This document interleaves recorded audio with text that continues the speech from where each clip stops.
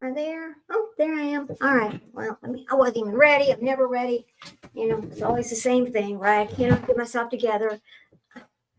Freaking, I love wax melts. We had the instant wax got spilled a little bit. So anyway, maybe be tardy, but that's okay. I'll get myself going here. It's no big deal. Everything works out in the end, right? It's okay. Yeah, it is. All right. Here we go. Let me do one little thing I promised I would do. Yeah. All right. Hang on. Hang on. All right, today we're going to talk about something that's a little bit different. I know a lot of people have not heard of this, or maybe you have. I had not heard of it until I heard of it. I was kind of shocked. I had no idea that this was, possibly something that happens, and I just couldn't believe what I was seeing. But anyway, hang on a minute. Let me get myself together. I'm sorry.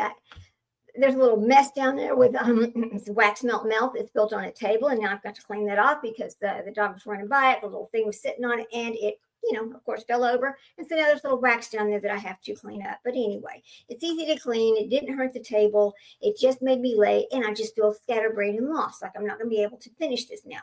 I don't know what makes me be like this, but sometimes I'm just like this. But anyway, so let me fix this over here, and we'll just go ahead and get started on what I want to talk about, which is called psychotic denial of pregnancy. Now, the thing about this particular subject is it is not really recognized as a medical term, right? It's been put on birth certificates, but not really ever been used as a diagnosis per se, right? So, and this has been happening for a long time. This is very different from a person claiming they're not pregnant, knowing they are, because they are pregnant.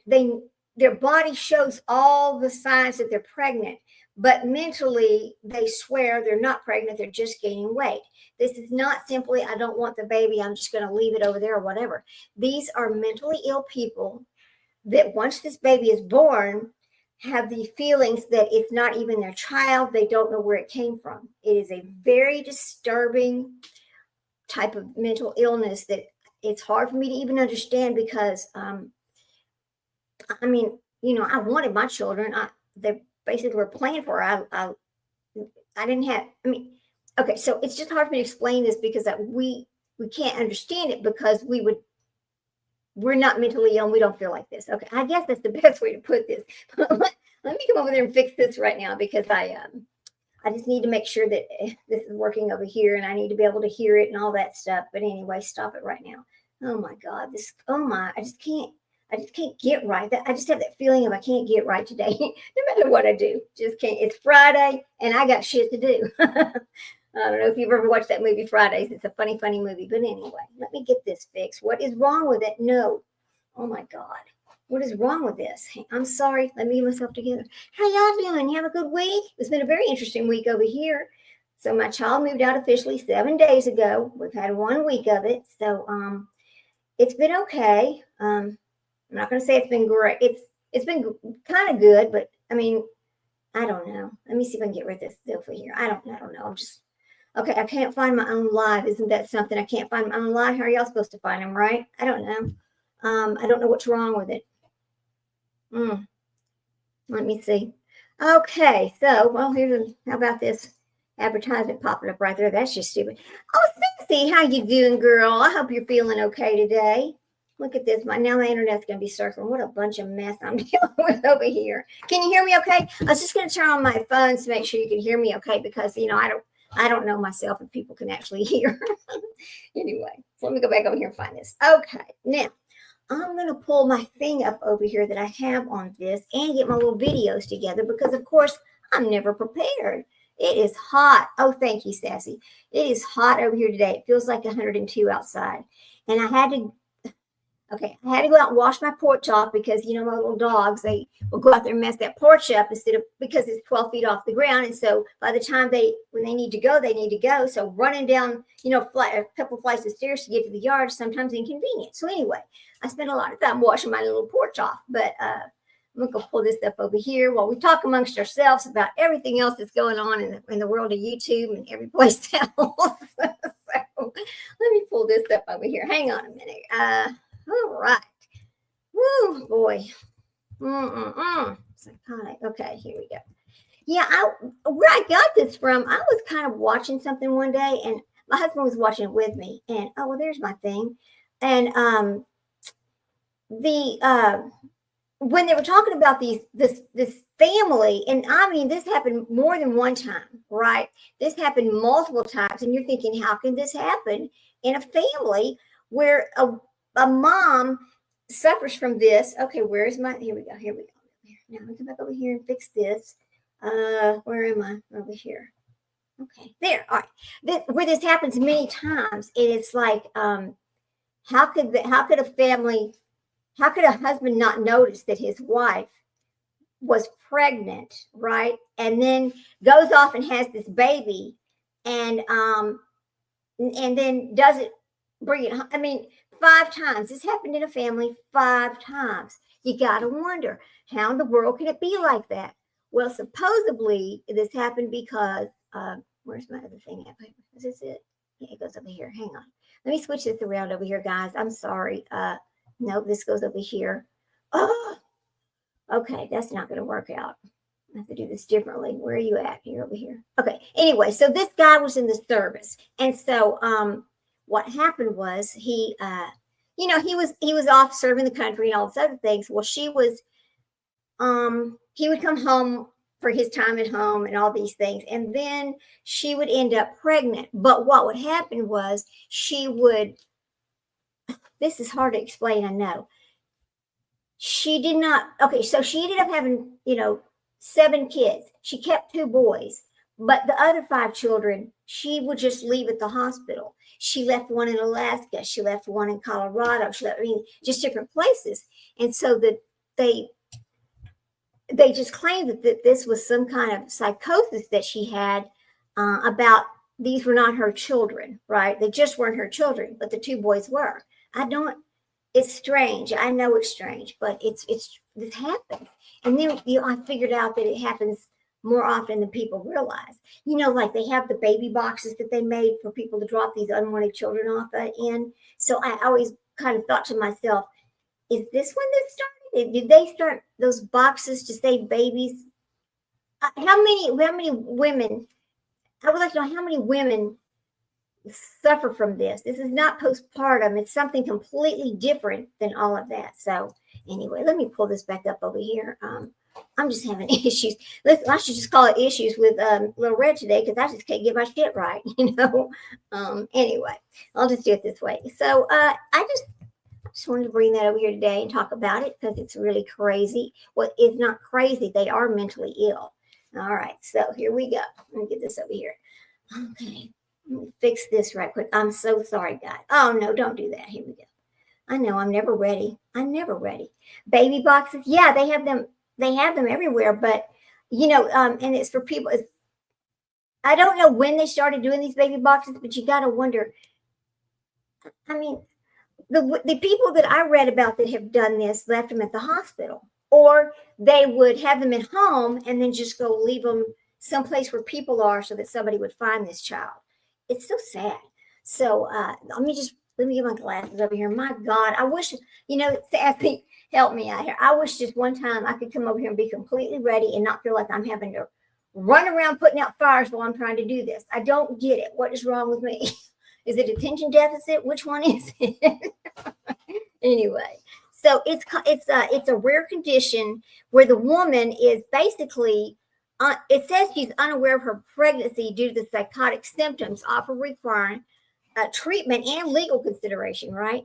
But in this movie in this little documentary that I was watching, they were describing it as if she knew she was pregnant, but it was not hers. Like it was like a foreign thing in her body, if that makes any sense, and that it actually belonged to somebody else. Okay, so it's.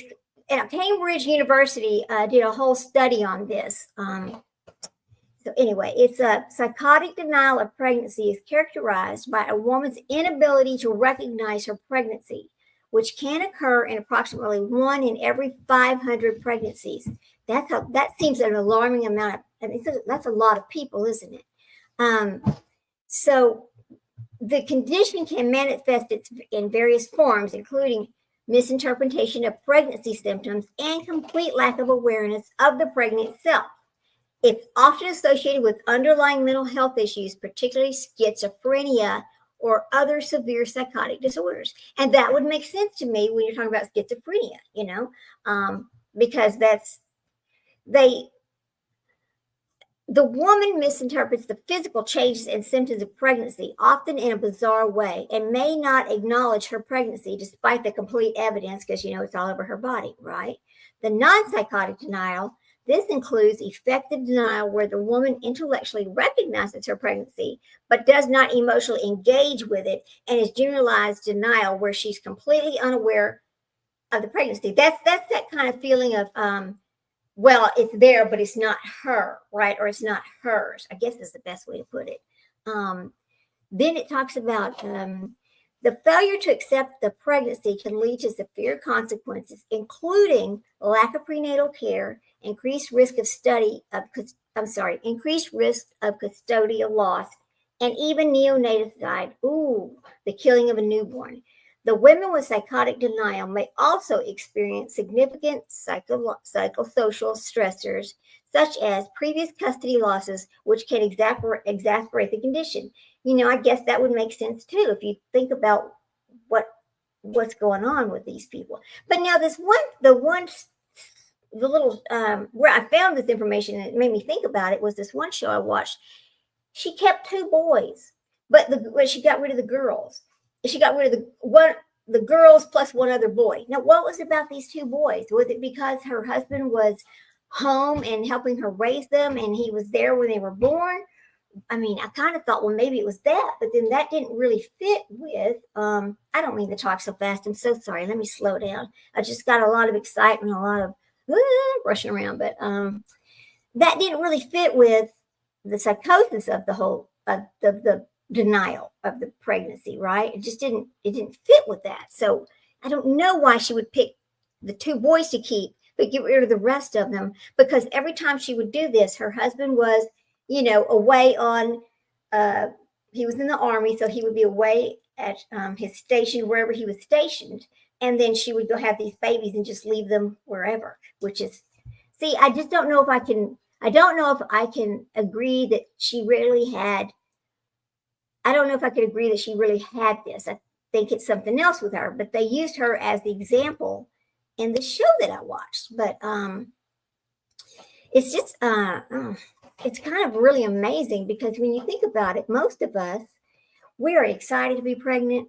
There's this baby. The first time we feel it move, it's the most enjoyable experience we've ever had in our entire life. We're like, it just brings tears to your eyes. I can't imagine being pregnant and having that feeling of like, this is not even mine. I don't know what it is. This is like a sickness, treating it like she's just ill or something. That it's so foreign to the way that most of us think. I can't imagine. I just can't even imagine it, But anyway, so they try to treat this. Now, here's another thing. They don't call it a diagnosis, but they actually try to treat it. Which is it? I mean, you think that it has to be some kind of diagnosis if they're going to treat it, right? That's what makes sense to me. What are you treating if it's not really a diagnosis? So management of the psychotic denial of the pregnancy typically involves a multidisciplinary approach like integrating psychiatric and obstetric care, and treatment may include pharmacotherapy, which is like giving the medications for antipsychotic medications that are prescribed to manage the psychotic symptoms, or psychotherapy to support the psychotherapy can help address underlying issues and facilitate acceptance of the pregnancy, or social support. Let me get this out of my ear. Or social support, which is involvement of social workers and family support, can be crucial in managing the patient's condition. But now, I'm sure there. Look, see, that's what I'm thinking, Sassy, right there. That these women just don't have that. They don't have that feelings of being a mother like I guess we do. It's weird. But there's also some legal considerations to go with this, because when you think about it, so they're leaving this baby in a hospital or whatever. So they're okay. So there's rights to the mother versus the fetus, right? Because the baby, and that sounds terrible, just calling it a fetus, the mother and the baby, but the baby has rights just like the mother has rights. And if she's deemed to be incompetent, well, then of course they're going to take it away from her. But in the cases that I've seen of this, they just walk away. They don't even know who the mother is. This is not like, hey, I'm going to the fire station and I just can't take care of this baby. I'm going to put it in the box, or I'm just going to turn it over. Or I'm in the hospital having the baby and I'm not going to take it home with me. And they already know it. These people get dressed and they just leave the hospital. And when they go into the hospital, they didn't even give their real name, that kind of thing. Now, here's the problem with that, though. See, there's a lot of controversy about this because you think in today's time, you can't just show up to a hospital and have a baby. They're going to ask for an ID. Are they going to? Well, I guess they have to let you have the baby whether you have the ID or not. I mean, when you think about it, you're going to have it. You're going to have it somewhere in that hospital while you're there. I guess I don't know. I can't imagine showing up to a hospital and not having an ID, but I don't know, Sassy, you think that's possible? You think people go into the hospital and say, I don't have an ID, but my name is, Sugar Mom or whatever, and they just get registered as that and have a baby? But because they don't have any insurance or who's paying? It's just a lot of, it makes no sense to me how this could happen, really, I guess. But anyway, but it does, absolutely does. Or these women have them at home and then just take them somewhere and leave them, One of the things else about this, it says, is the denial of the pregnancy is a serious condition that requires careful assessment and intervention. Well, how are you going to intervene when really this happens at the point that they leave they don't talk about it, they just leave the baby. So how are you going to, you can't talk about this beforehand. You know what I mean? That doesn't make sense either. Sassy, all I can think is that the one young girl that went into the hospital with her mom, and neither one of them knew they were pregnant, and then she put the baby. Oh, that little girl. Yes. I remember that. That's pretty recent. Have they even found her guilty or done it? Did they do anything about that case, or is it still ongoing? Because I remember that case right now, but I can't remember her name. This is over in New Mexico, or was it Arizona? No, it's New Mexico, right? I think it's New Mexico. But you just kind of wonder sometimes, like, I don't know. Yeah, let's check on that. I mean, but so, and then so Cambridge University does this whole study about this, right? But when they started studying it, they were talking about, let's see,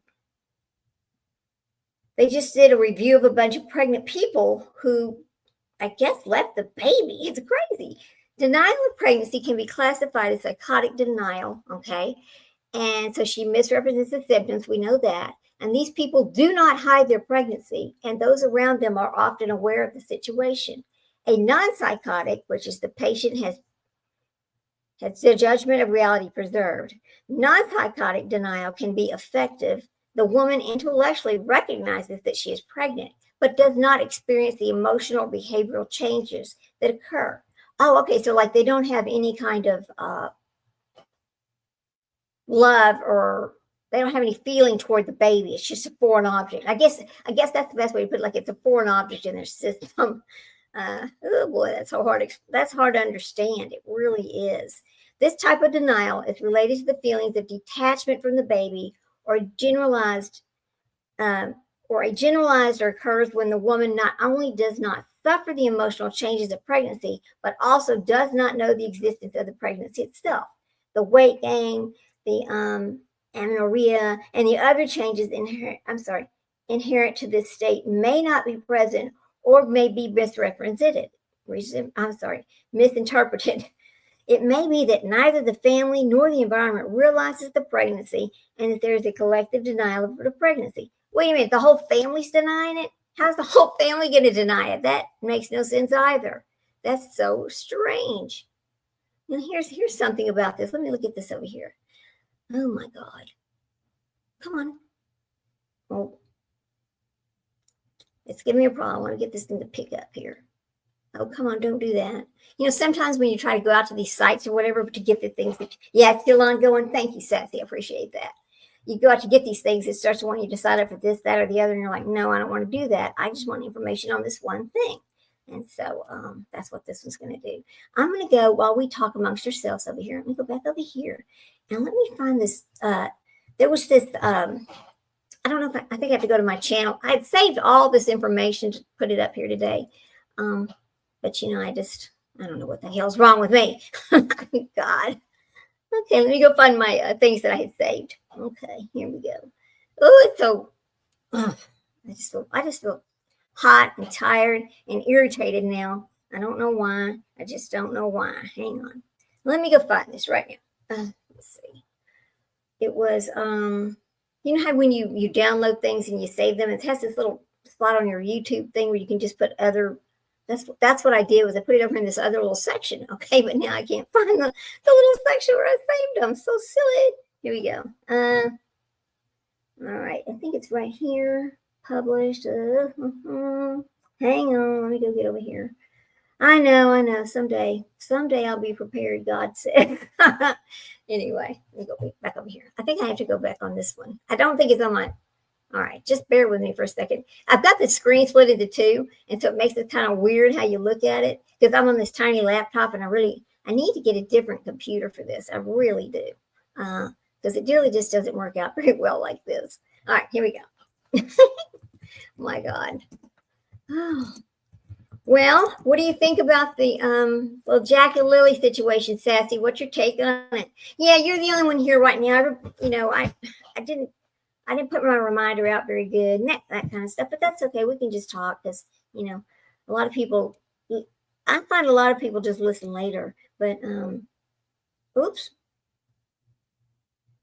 Oh, where is it? I want to find this one story because it's very interesting. How this lady did this. Hang on a minute. Oh, here we go. Oh boy. No, that's not what I'm asking for. Silly me. Okay. Here we go. Right here. It's right here. Yeah. No, stop it. Stop. I'm about to just shut this thing and start the hell over. It's not ready. Jack and Lily, yeah, you stopped watching it. Oh, yeah, because it's another bunch of crap. I mean, listen, Sassy, I feel like that's just another. Let me look this up at the same time. It's a bunch of crap. It's a bunch of lies. It's the same old crap. These people just. It's like those kids are not. Nobody has taken those kids. Nobody did. Those two know what happened to those kids. They're all lying about it. Everybody who lives on that property is lying about it. That's what I think. But who am I, right? Anyway, it just makes me sick. I don't want to watch. I'm sick of watching all that kind of stuff. I really am. Where is this lady now? All right, here we go. I just don't watch. I don't know what they're gonna. Here we go. See, this is very different than I did not know I was pregnant. People get it. Well, they do get away with it these days. Look at that mess. Oh, here's the. Now, is this the one? Let me look at right here. No. Postpartum. That's postpartum. Just a minute. Let me see if I can find this. Oh, Jesus. Okay.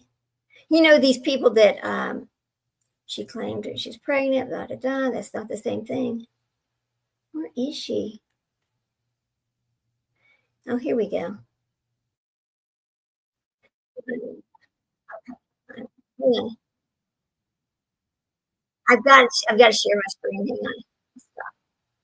Is that the short one? Oh, please. Oh, that's the short one. I don't want to show the short one. I want to show the long one. Let me go get the long one. It's just sickening how many of them get away with it.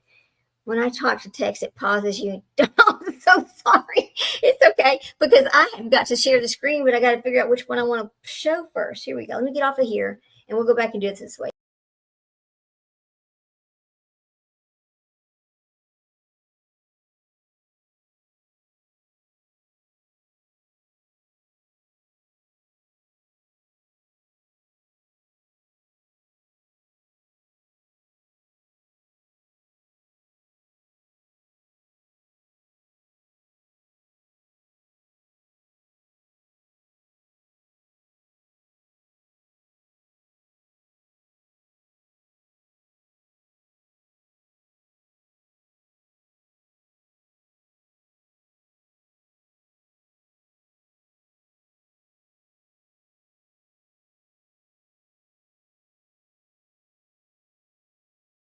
Hang on. I'm so sorry. Oh. Okay, so I'm going to go share the screen. We'll just go ahead and do it this way. It's all right. Oh, my God.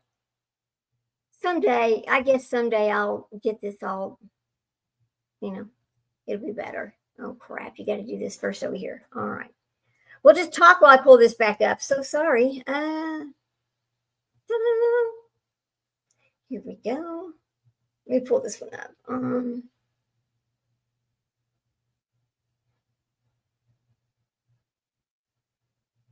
Let's see. Hang on. It is a mental health disorder. I had this whole film thing that I found on it, and I want to find it again. I'll just talk to you while I find this video, okay? I'm still here. I just got to find the video. What are the risks of denial of pregnancy? Understanding the okay, here we go. All right. Now, hang on a minute. I'm going to share my screen. So here we go. Make it big. Hang on a second. All right. Now, how come you can't hear anything? No. Okay. There it is. Okay, share. I don't hear anything though. Come on. Where's the sound? Oh, here. 500 pregnant individuals will make it to 20 weeks or so before they realize. Damn it, girl. And 1 in 2,500 individuals will make it all the way up until labor before they realize they're pregnant. Here's some reasons why this might occur. Number one, irregular periods. The patient might have missed their period for several months because their periods were irregular and they didn't realize it. Number two, fear or stress can lead to denial of a pregnancy. Number three, mental health disorders can also lead to denial. Someone who is older and thinking they are going through menopause or are perimenopausal might actually be pregnant. Next, the patient could still be on birth control. There could be no signs or symptoms of pregnancy. They could have had some drastic weight changes and not really have a baby bump. And then finally, they just don't feel the baby right one now. As an OBGYN, MFM, I've had several patients who did not know they were pregnant until they were actually delivering the baby. That makes no sense to me, but, See, this man from Japan wanted to know the pain of his wife and how much she suffers during pregnancy. All right, we can find this other one right quick. Hang on, just bear with me for a second. That's not the one I really wanted to look for. It's the one, this lady, she, let's see, let me look it up this way. Gives away 5 babies. Diagnosed. Well, I don't have to be diagnosed with something that's not a diagnosis, with psychotic. Whoops.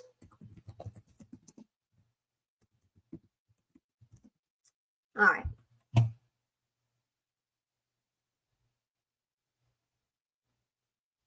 Where is it?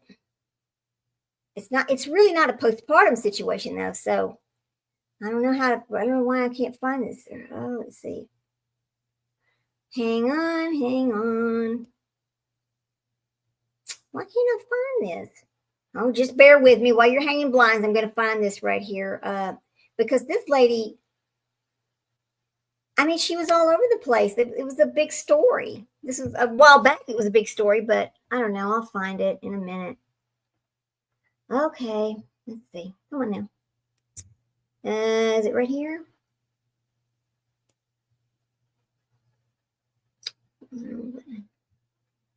Okay, hang on just a second. Let me see if I can find it. I don't understand why it's not here. I just saw it the other day. Oh boy, Seymour, hang on.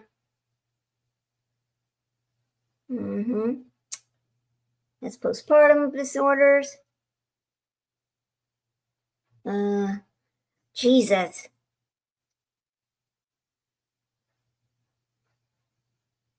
Oh, listen to this one. Now, this is not exactly what I wanted to talk about. The father of a newborn who authorities say was mutilated, killed, and cannibalized by the mother wants to see the woman executed. Terrible. Scott Buchholz told the Associated Press, Audie Sanchez killed my son. She should burn in hell.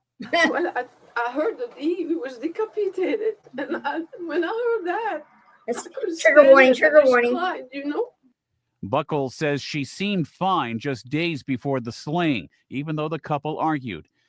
But her relatives say the 33-year-old has been diagnosed with schizophrenia and postpartum psychosis. She mentioned that someone or something told her to do it. She was hearing voices. So that leads us to believe that she was experiencing some type of mental crisis when this incident happened. The baby's dismembered body was found in the family's San Antonio, Texas home Oh Sunday. God, in Texas. Police Uh-oh. said Sanchez killed her nearly 3.5-week-old son, mutilated the body, and then stabbed Jesus. herself. How can you There do that? were body parts missing Oh my God, that she that's had sad. ingested. Okay, my mom's thinking about it. She had Mm. opened up the child's head, Terrible. and you know, I swear to God, I'm screaming in a minute. it's What is it's wrong too with my heinous for internet? even me Oh to my God. describe it any further than I just have. Sanchez is charged with capital murder in the death of her son. She's being held on $1 million bail. Ed Donahue, The Associated Press. All right. Isn't that terrible? You got to wonder, how could a person do that, right? Let me turn What this- is going on with these? Look over here. I'm looking for this one video and I can't seem to find it now. It's very irritating, but it was about this very situation where, and this is what the lady was diagnosed with. Let me go see if I can find it over here now. And it was from I think ABC put it out a few years back, and I came across it, and that's why I was thinking, okay, listen, how many other people actually have this and they don't know it? I guess. I mean, I think they all seem to have schizophrenia, you know. So that's one of the traits about this particular situation that it's kind of amazing. Psychotic. Okay. Denial. Hang on a minute. I'm going to put ABC over here and see if I can pick it up. ABC News. All right. Here we go. Let me see. I think it's over here. Okay. Oh, come on. Hang on. Just keep hanging those blinds while I go find this thing, damn it. I don't know where it's at. Oh, let me see about this one. We'll play this one. Okay. I don't know what this. Oh, wait a minute. Where's the video? Is it not going to play? Oh, come on, girl. It's unavailable. Oh, they took it down? No. Okay, we'll get this other one. I saw a different one over here, too. It's just.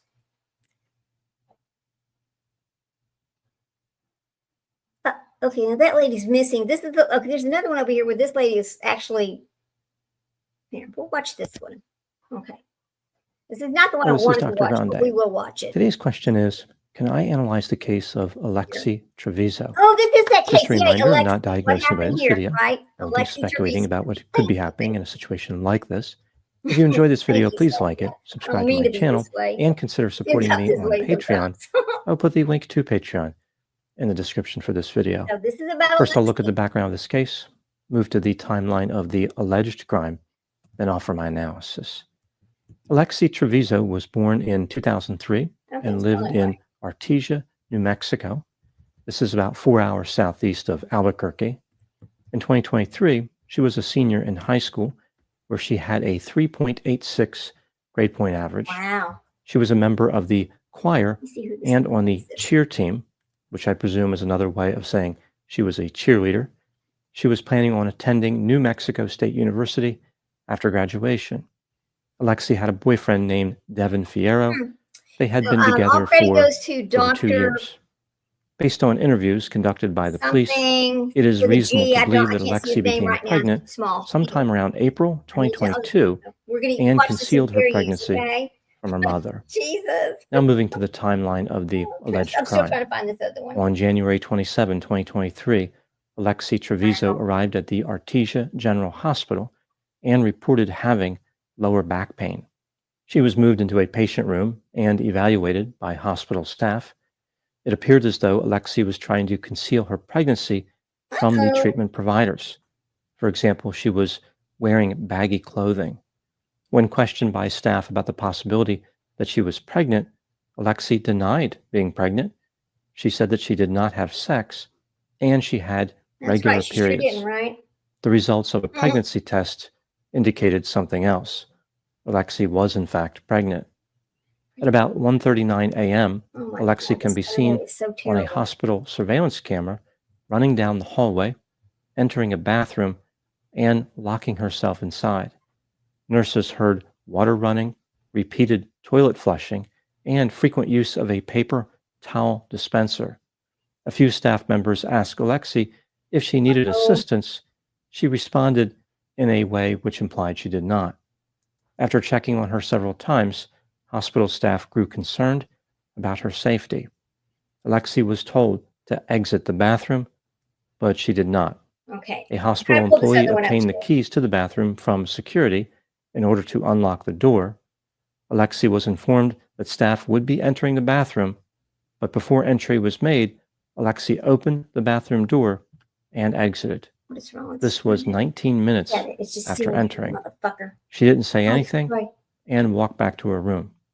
Upon inspection of the bathroom, the nursing staff was alarmed because there was blood everywhere. Oh, They did not know what well, that would have happened. scared me to They death. thought if I'd maybe walked and Alexei saw had that. brought harm to herself or was experiencing some type of pregnancy-related medical problem. Nursing staff notified housekeeping No, go away. to clean the bathroom. At about 2:08 a.m., a housekeeper entered the bathroom and cleaned the blood. At about 2:26 a.m., when she was done cleaning, she went to take the trash bag out of the receptacle, but found that it was heavier than expected. Ooh, Upon closer inspection of the trash receptacle, the housekeeper found a trash bag under other just items. horrible. The end of the bag was tied and folded underneath itself. The bag contained what appeared to be a baby.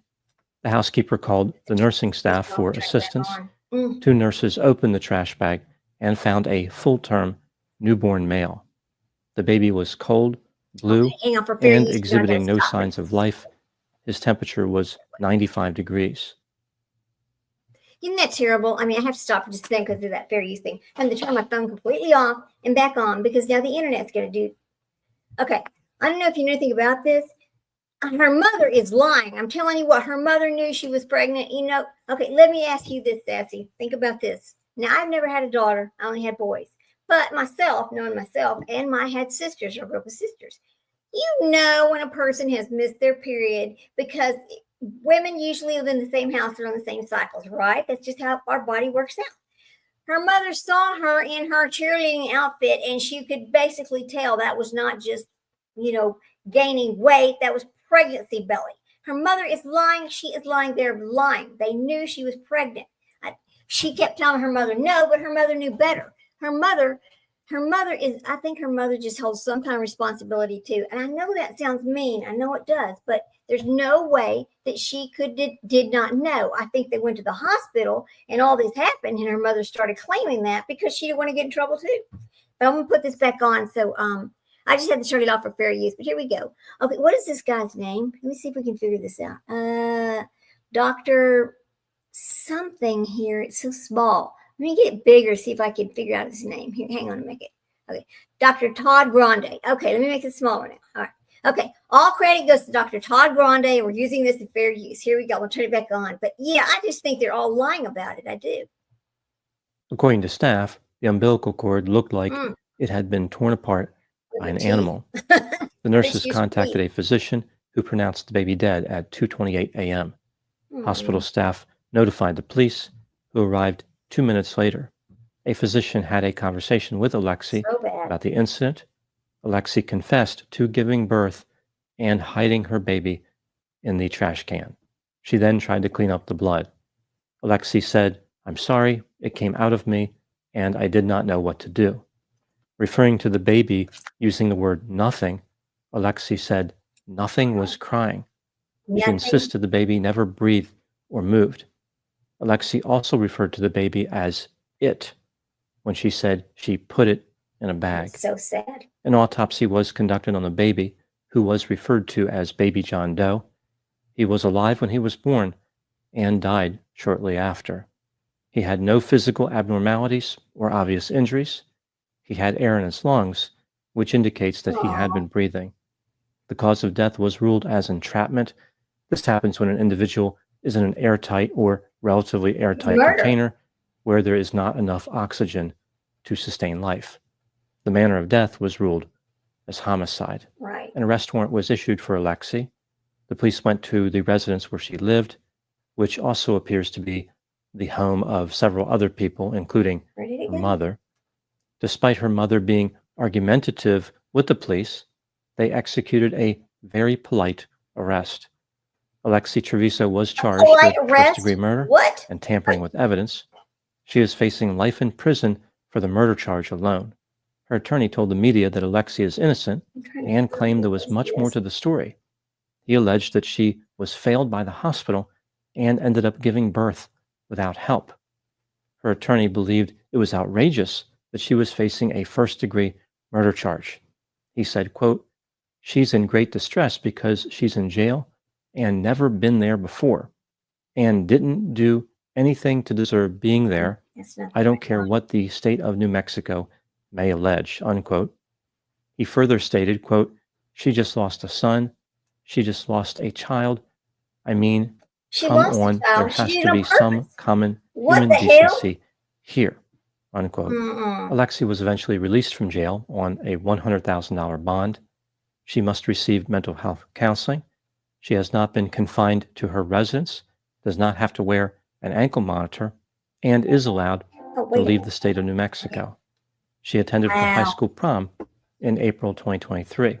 Did you see At her the in that time I'm prom making dress? this video, Alexi maintains the presumption of innocence. Now moving to my analysis. There does not seem to be too much doubt that Alexi committed some type of offense here, but some was people, like her attorney, believe that first-degree murder is a stretch. This brings me to the question, is Alexi guilty of first-degree murder? Let's take a look at the evidence both for and against the idea that she is guilty, starting with the inculpatory factors.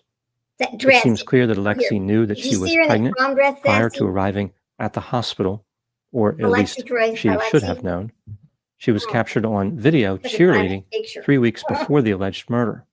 Most people looking at that video would conclude Look at that that Alexi belly. was Look at pregnant. that belly. It seems fairly obvious. Definitely obvious. Alexi tried to hide her pregnancy from hospital staff by wearing baggy clothing. She denied being pregnant or even having sex. She demonstrated a clear ability to be deceptive. The staff at the hospital described her as manipulative and having no emotions except about herself. Alexi did not demonstrate any concern about her baby. She didn't ask about his condition or anything about him and referred to him using the terms nothing and it. She only appeared to be interested in what was going to happen to her. Alexi gave birth, placed her child in a trash bag. I'll tell you why think about the words she said. She called it an it. She was only concerned about herself. It was a nothing to her. That little girl, I bet you that they have actually done a mental study on her and that she is actually a sociopath, because that is exactly the behavior that they would use. I mean, if you can put your baby in a trash can and act like nothing happened, I mean, you're obviously not normal. Okay, we'll go back and finish listening to this. God Almighty. And tied the bag. She knew that this behavior would cause the death of her child. It appears as though this was her intent.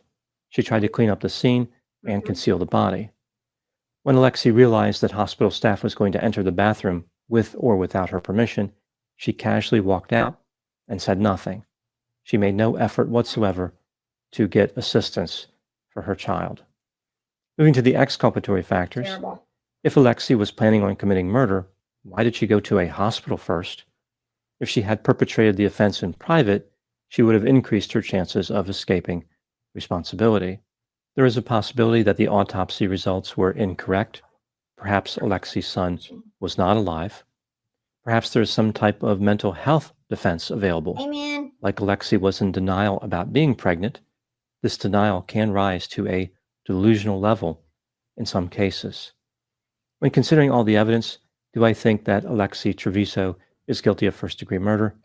Yes, I believe she is guilty beyond a reasonable doubt. She knew she was pregnant, she deliberately killed her child, and she concealed the evidence. Alexi may have been in denial about her pregnancy, but she still understood the difference between right and wrong. Before I offer my theory about what happened in this case, let's take a look at the construct of denial of pregnancy. This is an unusual thought process that occurs in about 0.25% of deliveries. Wow. The result of denial is often concealment of the pregnancy, but concealment is a separate act. Women sometimes conceal a pregnancy without denying the pregnancy. There are 3 types of denial of pregnancy. The first type is pervasive denial. I like his voice. About 1/3 of the cases qualify as pervasive. With this type, the emotional significance, and the very existence of the pregnancy are outside of the woman's awareness. All the physical symptoms of pregnancy, like weight gain and even labor pain, can be misinterpreted. With pervasive denial, family and friends often do not know the person is pregnant. The second type is affective denial. This is the most common type, accounting for about 50% of the cases. Here, only the emotional component of pregnancy is denied. The woman continues to think, feel, and behave as if she is not pregnant. Life goes on for the woman, and she doesn't really emotionally invest in the pregnancy, but she does realize that she is pregnant. The third type is psychotic denial. Oh, here we This go. is the Yay. least frequent type.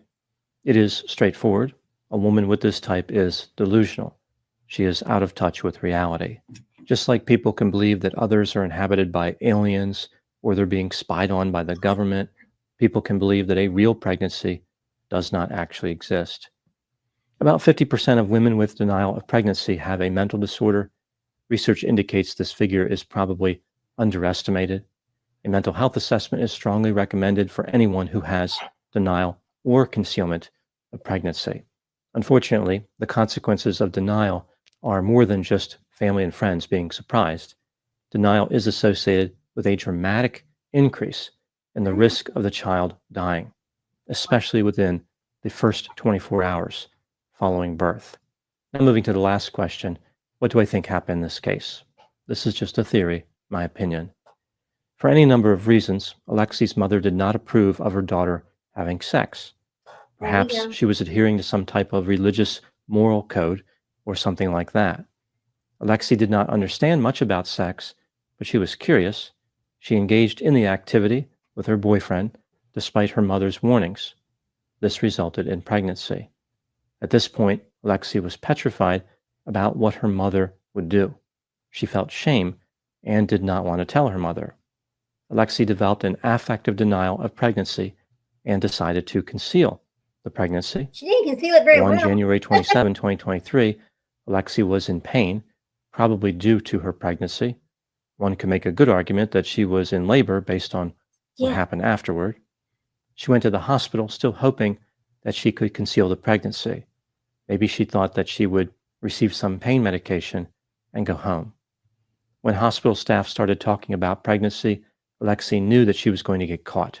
As this was happening, she could tell that it was time to give birth. She ran to the bathroom, gave birth, and murdered her child. It never occurred to her that he was a human being or that life had some type of intrinsic value. From her point of view, he was an inconvenience. He was nothing, like when she said nothing was crying. The sole focus of Alexi was to avoid disappointing or aggravating her mother. Her mother's reaction was the only thing on her mind. If Alexi had simply explained her situation to hospital staff, they would have permitted her to leave the baby there. They would have found a new home for him. But that strategy involved too much risk of Alexi's mother finding out. Alexi was willing to kill to keep her secret. That's I'm sad. moving to my final thoughts. The death of Alexi's son was 100% unnecessary. Alexi had many other options outside of allegedly committing murder. She was 19 years old. She could have gone to the hospital alone. She could have told the truth to her mother, or she could have told the truth to hospital staff. It never occurred to Alexi to accept responsibility for her behavior. Those are my thoughts in the case of Alexi Treviso. Please put any opinions and thoughts in the comment section. They always generate an interesting dialogue. As always, I hope you found my analysis of this topic to be informative. Thanks for watching. Thank you, Dr. Todd. Thank you very much. Wow. Okay, so I didn't know he was going to go into that, but see, it sounds like she was so afraid of what her mother would say to her. I mean, if she would have went to the hospital by herself and she could have had that baby at that hospital and walked out, her mother may never have known it because she was already over 18. I guess that did not occur to her, right? I mean, I can see where it would not occur to a lot of people, but I can't imagine being that afraid of a parent. I would hope my children would never be afraid of me like that, really, because no matter what, I mean, it's like a lot of these parents just turn their back on these children when the children need them the most. Yeah, they shouldn't have gotten pregnant. Okay, but that happens. It's happened since the dawn of time. We know that. What do? You don't turn your back on them and throw them out. And unfortunately, yes, the mother of their parents end up usually raising the baby, but that's okay. I mean, I think that's terrible for the child to be that afraid of their mother. I really do. Okay, so I found this other person. Okay, his name is Dr. Vincent J. Fontana, and he talks about the phenomenon of a fondling. Okay, so when these children are just left at the hospital or just left at a box or just left somewhere to be found, the term given to these children was called a foundling. That's this when they first saw this started happening. This was years ago. They still use the term fondling, but I'm just trying. It's kind of hard to explain where it came from because I'm trying to remember what year was this when this particular lady. Anyway, let me just go. I'm gonna put this other guy, Dr. Fontana, and let him play. Hang on just a second. His name is Dr. Vincent J. Fontana or Fonta, and he is really an expert on this kind of thing. And I'd listened to him a little bit talk about this, so we're going to put him on right now. Dr. Vincent J. Come on, Fonta. Here we go. Here we go. All right. The mission of the Fontana Center is actually quite Here we simple. go. I hope you can hear that. Is to eliminate child abuse and neglect in this country, and in fact, the world. I'm going to turn it up and see if it'll work. And it's how we do it that distinguishes us. And we do it through very focused research, very what I forgot focused to do. advocacy, and very focused training efforts. But at the end of the day, ridding society of child abuse and neglect remains our mission and our goal this year and next year and every year until there is no longer child abuse and neglect. To my mind, to my knowledge, we're the only child welfare agency in the country with an institute directed exclusively at the identification of the causes and consequences and I treatment. put that music on behind so I don't get the copyright strike. So. There's a very, very close relationship between the two, but they take different approaches to their work. The Foundling largely is a service organization. The Fontana Center takes a step back. And the Fontana Center is dedicated to research, advocacy, public policy, dissemination of information. I think that might be so the Fontana Center, in an ideal world, let me change it off that one. I really want to hear him talk about but is concerned where beyond the four walls of the Foundling. Not this one. Quite frankly, you can't talk about the Foundling without reference to Dr. Fontana. I mean, there's just no two ways about it. Okay, hang on a minute. Let me just switch this over to this other guy. Let's see. This guy, he's hang on just a second. Let's see. I really wish I could find my little playlist that I had. Psychotic denial. Pregnancy. Hang on a minute. All right.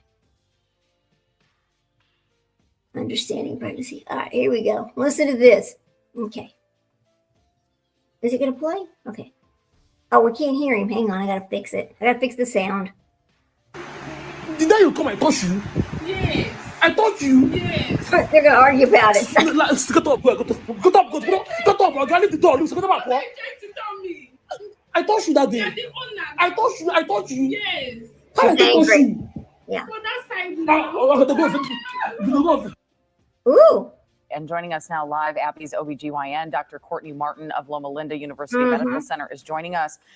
Dr. Martin, This obviously a is very powerful story on so many levels, but could you talk to us a moment about the tumor Abby had on her ovary? I have to imagine with her being pregnant, how were She you has able a to find tumor it? and she's pregnant? Now that's interesting. Yeah, it's really important to know that when we do pregnancy ultrasound, we also take a look at the nexa and the rest of That's the really pelvis. not what I want to look at. But These that's kind okay. of We'll see tumors that are for a second. called I'll find something. teratomas, and they typically have a very characteristic My YouTube. look with Find it. calcifications and differences in the tissue. And so that's easy to diagnose on ultrasound, but the rare piece is, of course, that it was one of these keratomas that has what we call a paraneoplastic effect and triggered this NMDA receptor encephalitis. It's very rare, and it's extraordinarily rare in pregnancy. Oh, it's so scary to see a story like this. And I understand that pregnancy also turned out to be a contributing factor to her encephalitis, the pregnancy itself, and in turn her psychosis, right? Break that down for us and how common it is for pregnancy to trigger mental health concerns. Yeah, well, in her case specifically, it's very rare. There's only about 12 cases reported in the medical literature about having pregnancy-related encephalitis with the NMDA receptor that was initially contributed from a ovarian tumor. And so this is extraordinarily rare. But the bigger question I found it. It's on my playlist. How stupid, huh? I'm gonna go back and we're gonna put it on my playlist in just a second. Let me do that. As a leading cause, suicide and mental health concerns as a leading cause of morbidity and pregnancy-related mortality in the state of California, which has one of the most robust mortality review committees in the United States. So it is a big deal. It is a huge problem, perhaps more of a problem than things like maternal hemorrhage, hypertension, and other common medical reasons that we talk about with the rising rates of maternal mortality across the United States. So we are working so hard in the obstetric community to make sure we're paying extra close attention to mental health and provide support for patients. And I think reducing that stigma, making sure pregnant women know that you need to be treated with medication, therapy. Just because you're pregnant doesn't mean we don't give you treatment. Well, that's, I think this just brings up such a larger issue. Of course, this is a very rare condition, as you've been talking about, the mental health aspect of it, but the maternal mortality rate, as you're talking about, I mean, we read stories all the time about how that's increasing, and we're one of the most developed nations in the world. And I fear as we continue to talk about women's health and you have. Okay, hang on a minute. Now, I found my other one that I wanted to play. I was like, oh my God, yes, let's play this one instead. So we have to get rid of this one, remove that one. I'm going to share the screen over here to get this one. Oh, stop the screen share. All right. Damn it. I wish I could. I just had to think about it for a minute. I was like, what did I do with that? What did I do with that? It's over here. It's, let's see. This is because No Place Like Home. And this is absolutely about this right here. Here we go. This is the story of a remarkable place with 27,000 children called home. At a time when children were expendable, the Foundling Hospital gave them the opportunity to not just survive, a whole hospital of individuals. And of the children themselves and the fascinating lives some of them went on to live. Even though she's been through so much, Frances Coombe kind of gets her happy ending in the end.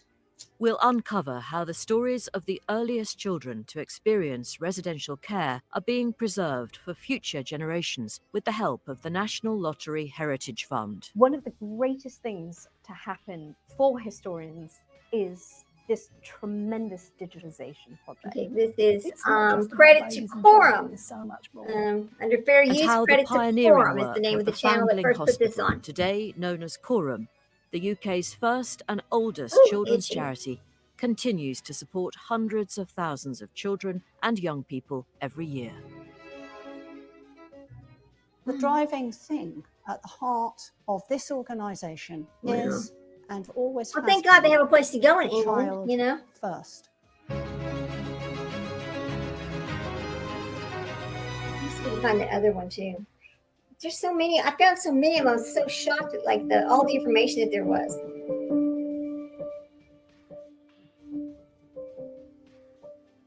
'18th-century London was a magnet. With its trade opportunities expanding, people were drawn to the city from all over the country. I'm going to play this other one. On arrival, they faced disease, danger. All right, let me play this other one. It's called "For Children." This is the one I wanted right here. Looking at the wrong one. Whoop. Here we go. Come on. This is the one right here. That will complete one of the most remarkable family reunions you'll ever see. I knew straight away that she was my sister. Everyone wants to know that. It's like coming home. 4 orphans, abandoned in different places and times by their mother. Why would you do that? What possessed her to do it? They grew up unaware the others existed. He'd been abandoned one street back from where I was abandoned. This is where it happened. And they may never have known, but for one incredible twist of fate. The dots all started lining up. He could be my brother, and I know who his mother is. We're following the impossible road. One of our most heartwarming stories ever. Look at us. We found each other. We begin tonight with a call for help from a family of brothers and sisters, 4 orphans who found each other under what you'd think were It started out impossible like this, but her circumstances. diagnosis is All exactly what 4 we're were abandoned by the same mother. They didn't know each other existed. Then a single twist of fate set up an extraordinary chain of discovery. It took a little time, but this broken family came together. Tonight, how absolute strangers became an adoring family with just one missing piece. And as Rani Sadler reports, someone watching tonight may well be able to help these brothers and sisters with their final wish, to find their mum. If there was any chance that Valerie was still alive and happened to be watching this, what would you say to her? Valerie, what was going through your mind when you left us for dead? And why did you do it? We want to tell you that we're okay, and we're ready to talk to you if you want to talk to us. And we've done the best with our lives, and I think you'd be proud to hear our stories from all of us. If you are out there watching this, and, you know, here we are. Like I say, we made it, and we've found each other, and 4 orphans: Steve, Julie, Gary, and Kim. Raised in different households, living very different lives, unaware of each other. This is the story of how they discovered they were brothers and sisters, abandoned by the same mother. It's a story that begins with the oldest, Steve.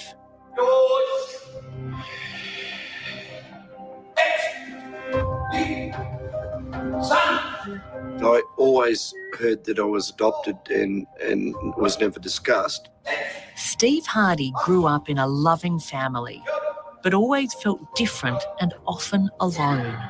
And I blamed my mother, and I really think I had a chip on my shoulder for a long time because I thought my mother abandoned me in a really bad condition. It was when he joined a karate club that Steve found a sense of belonging. Among his fellow coaches is his wife, Monica. If you've got Steve as a friend, you've got somebody that would really fight to the end for you.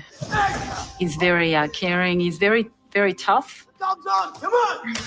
Very disciplined. It's like being tender and tough at the same time. For most of his life, Steve had no interest in finding out who his biological parents were. But the question was forced upon him 6 years ago.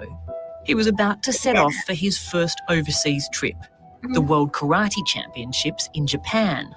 I needed a passport, and we had a lot of trouble with that because I still had no record of birth. And I contacted the government, and they had no record. Steve had to find out who he was and where he came from. He enlisted the help of an adoption advisor who uncovered a police file that revealed he'd been abandoned in a movie theatre.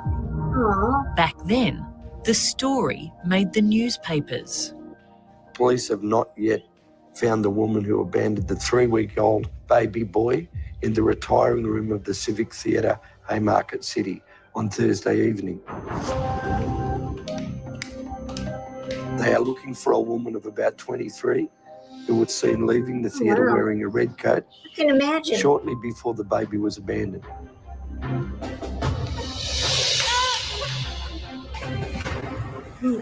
This area here is where the Barclay Cinema was, where now I know my mother's name was Valerie, left me in 1949. And so you were found in the bathrooms, in the ladies' bathroom. In the ladies' bathroom. Yeah. Just sitting there all on your own. All on my own. I'm making me cry. I just can't even begin to imagine what it feels like as a little person, like as a child, knowing your mum left you in a theatre. Yeah. There on your own. It's heartbreaking, look, really. The way I grew up was, I used to say I was always out of focus with everything around me. Everything was real, everything was there, but I was just different. Before Steve could be adopted, the law of the time required that he first be charged with being abandoned and destitute. Records of that court case revealed a few more details about his young life. I inspected the clothing of the baby. I found there were tags of S. Hardy that were partially torn. Wow. The torn tags were the only clue anyone had to who he was. S became Steve, and Steve Hardy was adopted and raised by a caring family. For me, it was an ongoing thought that there could possibly be someone out there still alive that had lived a lifetime wondering what happened to a child that she left in a picture theatre. Steve's wife, Monica, felt he needed to know more and came up with a plan to flush out the truth. I decided to approach the newspaper that had done the original article on Steve back in 1949. Sydney's Sun Herald agreed to do a follow-up story. It was printed in May last year to help Steve try to find his missing mum. What he found instead was completely unexpected. Reading the article at a cafe near her home in Western Sydney was former detective Julie Senior. And there was this big story about Steve. And I started to read it, and the hair on the back of my neck just went ping, and I had goosebumps, and it was like I was reading the newspaper article written about me all those years ago. You know, that he'd been abandoned one street back in George Street from where I was abandoned. I said, he could be my brother, and I know who his mother is. Wow. Julie had already begun to investigate her own orphan past.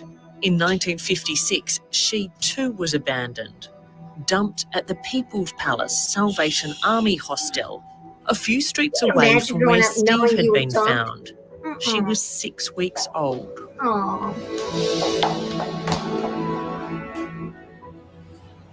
It's difficult to get your head around. Even after all this time, it's difficult to get your head around. That it really was you as a little baby, abandoned in that building. I had to feel terrible. Yep. But this time, the mysterious woman who'd left her child was arrested.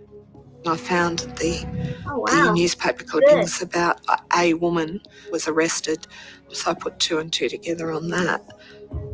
The woman was 26. Her name was Valerie Myrams, and she was charged with having left her child without proper care and attention. The records led Julie to the address where Valerie lived when Julie was born. It's now a vacant block. It's kind of eerie to think that your mother was right here in 1957 making the decision to let you go. Makes you a bit goosebumpy, Yeah, doesn't it does, yeah. I got it. She made the decision twice. So, yeah, this is where it happened. Poor thing. After she was abandoned, Julie was adopted by a Sydney family. Here, the story gets even stranger. Valerie befriended the family, told them her name was Christine, and at one point tried to take Julie back. She came to our house when I was 3. I don't remember this at All right, for fair use, we have to stop every once in a while. And full credit goes to 7 News on this story. But think about this. Then she's making friends with these people because she wants to see this child? That is just horrible. I mean, I wonder, well, we're going to find out, but I want to know, did the family realize that she was actually the mother of this child? It's going to be interesting to know, because I've never seen this story before. I'm watching it cold, just like you got, so let's go back and finish it. It's interesting. Or Mum told me this. And she walked in and said to Mum that she was taking the baby back. Oh, Julie, come with Mummy. No. They put me in between them. So Mum stood behind me, my sister stood in front of me, and basically my sister and mother said, over our dead body. She's my daughter. I love her. So then there was a bit of an argument at home. It's too late. No. And then Valerie left. So, and that was the last time Mum saw her. Julie wondered if her mother was still alive. In 2000, she posted a message on an adoption website. 6 years later, she got a response. 6 years? I got an email from someone saying, I'm your sister. My mother's name's Valerie Isla Myrams and I'm your sister. And I went, yeah, right. Yeah, right. But I better ring this lady anyway. I sort of said to her, don't freak out. They don't really look But my name's this. I've been given this, and you've got my mother's details.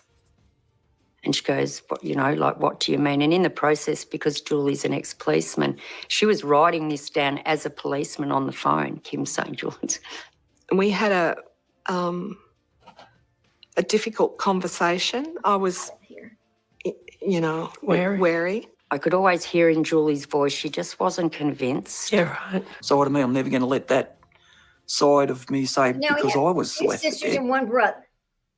I'm not going to let that happen to anybody else. Gary and Kim spent years in and out of children's homes. At times, they lived with their father, who refused to tell them anything about their mother.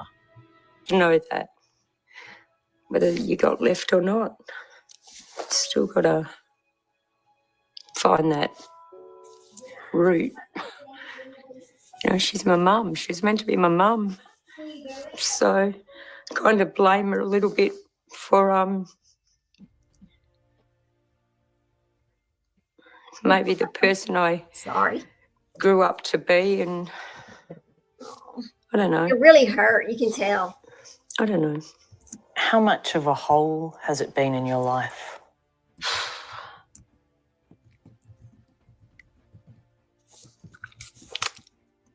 Probably from the day she left me. What do you know of why she did that? Do you know anything? Nothing. Absolutely nothing at all. It's the biggest mystery I think we all have is why? Why would you do that for a start? And what possessed her to do it? Gary and Kim's hopes of finding answers were lifted when they saw Julie's message on the adoption website. But Julie remained suspicious. She rang me and we talked and the dots all started lining up, and Julie being a very protective type person. No. I said, I need proof. I need some proof here, Like a good police officer. Yeah, so we went and did the DNA. And yeah, the DNA test come back 99.999. So she's my sister. There's no question about that. I can tell straight away. So in 2007, Gary and Kim made the trip to Sydney, to Julie's house. Hey! To finally meet their older sister.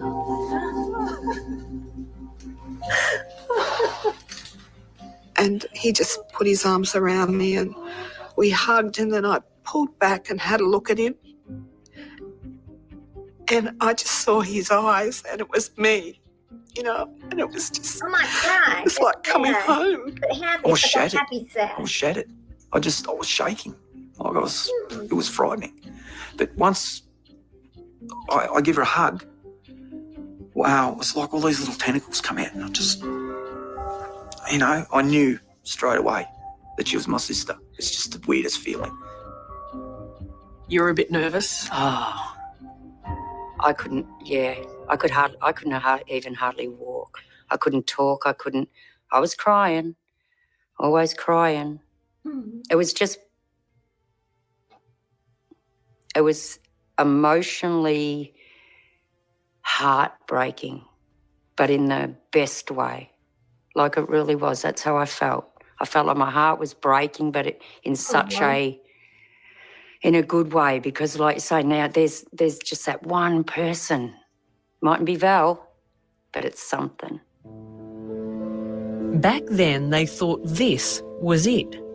But 7 years later, Julie sat down to read that newspaper article about a baby abandoned in a cinema, Steve Hardy. We got a phone call from the reporter and she said, I think we've got some crackpots on the phone that they could think that's your sister.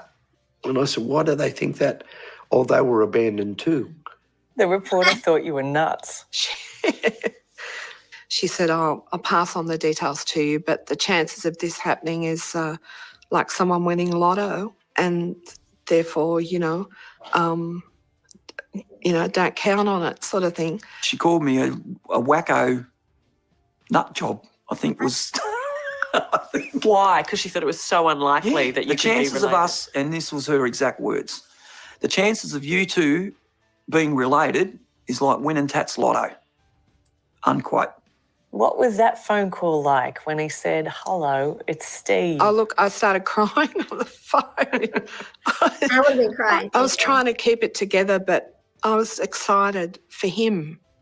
Not for me and not for Gary, not for Kim, but for him, because I thought I had the key to unlock the mystery for him, Well, Julie, being the typical policeman or ex-police, said, we've got to do a DNA. And I got a phone call, hello, brother. And that was how I found out the DNA was positive, as Julie. You won Tats Lotto? Twice. I certainly didn't expect a sibling to come forward at all. Like, it's hard to conceive that someone's abandoned a child, but you couldn't imagine that someone would have done it again and then again. That's 4 times. 4 times. It's a Sunday morning in Ballarat. Here we go. And they finally get to meet. That's beautiful. Kim, Gary and Julie are catching up before the big moment. The moment they'll all be together with older brother Steve for the first time. You guys are almost exactly the same height as me. Oh, I've got heels on. Yes, so have I. I have you? Yeah. Otherwise we'd be short. Oh, that's Just so red funny. hair, short and red hair. God, I feel so privileged. I mean, I'm always the one that's called the midget. Yeah, I'm so little. Everyone is nervous because the big brother they didn't know they had I would be is excited about to to find walk other children into who their were related lives. to me. That's all right. Here we go. Oh. He looks like the other one. Look at him. He looks like the other brother. Deep breath, mate. It's fascinating. I wonder if they all have the same father. It looks like they do. How could that happen? Aw.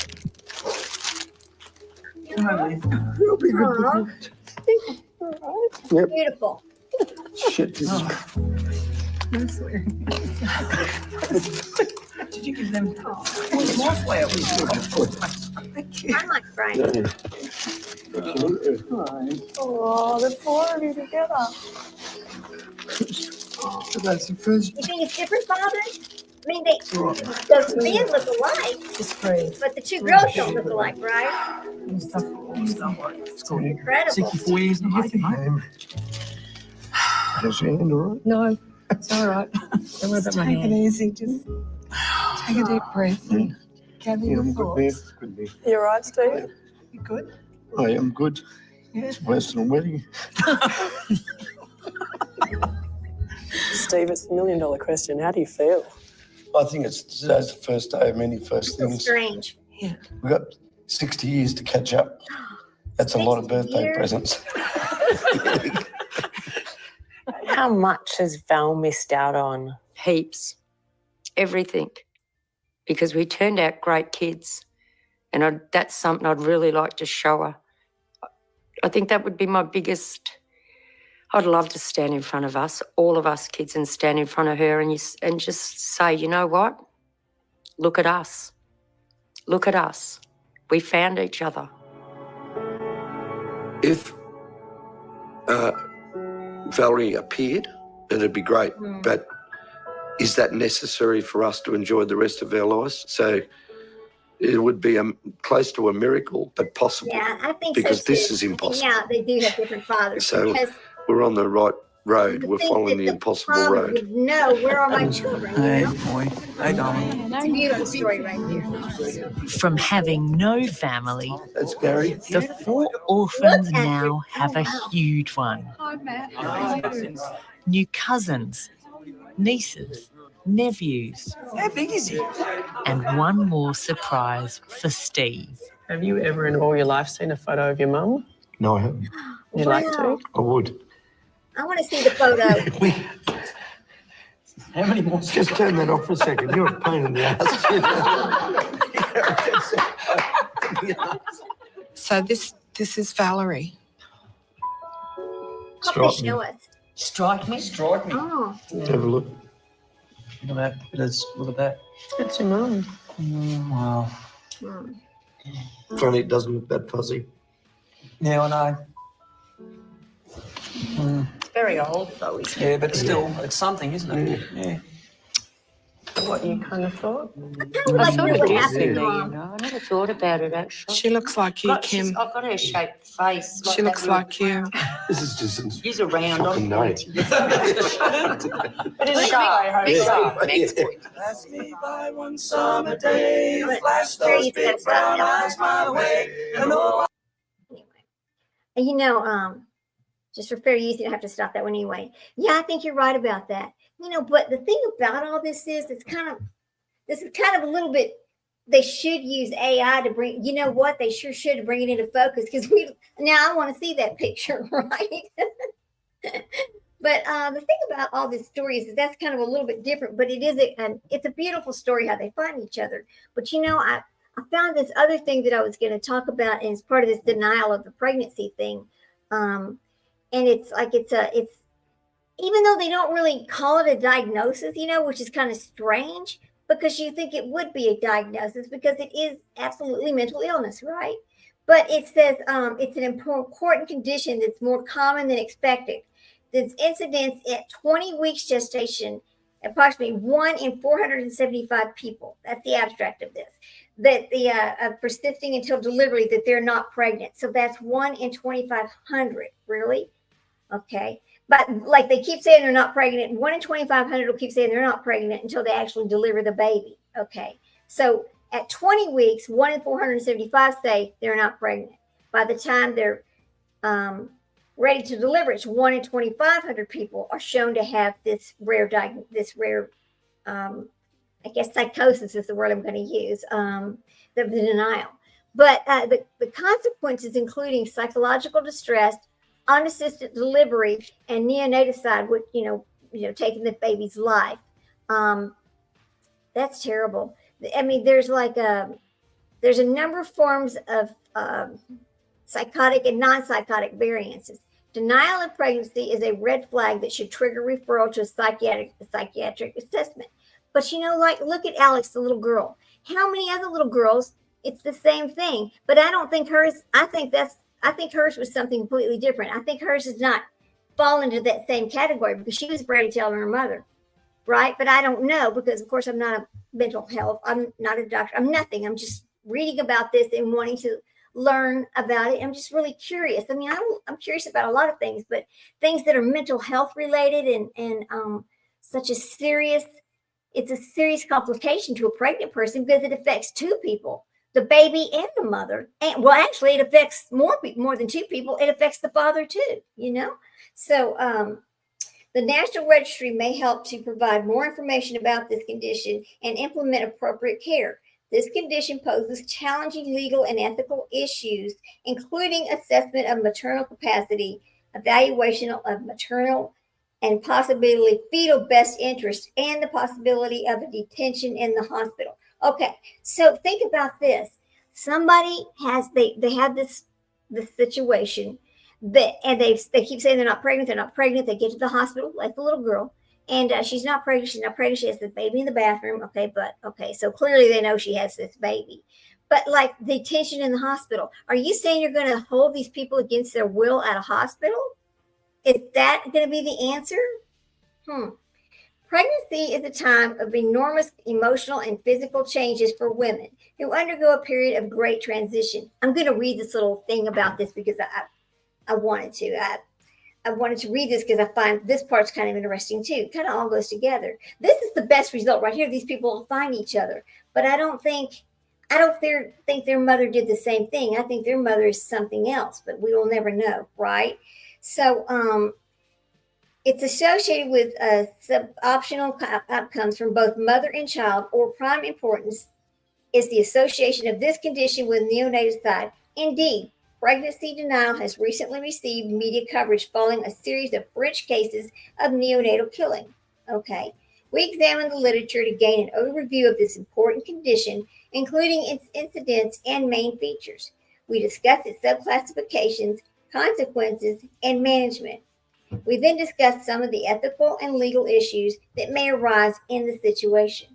Okay, so here's their overview of it. And this is a study from the PMC NCBI NLM.nih.gov. I will figure out what those stand for after I get through reading this, because I don't want to go back to the very top of it right this minute. But anyway, so let's just read on. So, pregnancy, okay, so we said in which women adapt their future maternal role. The gestational period allows time to accept pregnancy, become attached to the fetus, and prepare for the birth. For many women, this time is full of fears and doubts. On occasion, these fears are so overwhelming that the women are driven to deny their pregnancy. This is inappropriate defiance mechanism may be so powerful that the woman is genuinely unaware of her condition. She will not accept the pregnancy and is unable to progress at the stages of fetal attachment and for preparation for delivery. She will consequently be unprepared for delivery and motherhood. This is associated with a significant risk for both the mother and the fetus, including emotional disturbances, lack of neonatal, lack of antenatal, I'm sorry, let me say this again. Lack of antenatal care. Let's stop there. And precipitous delivery, which means like often into the toilet bowl or the floor, and neonaticide. It is suggested that there are continuums of pregnancy denial behaviors ranging from full awareness of pregnancy with concealment to suspicion of pregnancy to full-blown denial. So I guess, are we going to say a little Allie or Lexi Treviso was a full-blown? I don't know. I want to know just how many other, I'd like to look at a study to see how many other teenage girls swear to their parents they are not pregnant, and then all of a sudden a baby's here. How many parents would actually believe it? You can look at, like Alexi, you can look at her and see she was absolutely pregnant. There was no, that's the only kind of belly. Oh my Lord. Okay, let me keep reading here. So the denial is more common than it may be thought. Here's the answer. A German study suggests that the incidence of denial of pregnancy is at 20 plus weeks gestation. Okay, that's that 1 in 475. And then it goes back into the one, oh wow. The highest, this is higher than some other disease or uterine rupture, which is like 1 in 1,500. The incidence was collaborated by an Australian study indicating a rate of 1 in 400 pregnancies, and an American study suggested a frequency of 1 in 516 births. Wow. There must be some of the same stats. I think so. A series of 27, I guess there's one big study, and I guess they just all use that same big study to put their information out. I don't know. A series of 27 Australian women with denial of pregnancy indicated that in 11 of those cases continued until delivery. In 9 of those cases, it resolved at 27 to 36 weeks, while in 7 of those cases, it resolved between 21 and 26 weeks gestation. Other work suggests that the incidence of denial of pregnancy that continues until labor is approximately 1 in 2,455 people. Dang. Which is equivalent to the observed frequency of eclampsia, which is 1 in 2,500, or 3 times more than common triplet births. Okay, really? That's another thing. How many people have triplets? I don't know. I never really looked at anything like that. So it's previously suggested that women who deny pregnancy were likely to be young, precocious, with learning difficulties, poor social support, and a history of substance abuse or psychiatric disorders. However, it now appears that there is no clear-cut typology of pregnancy deniers.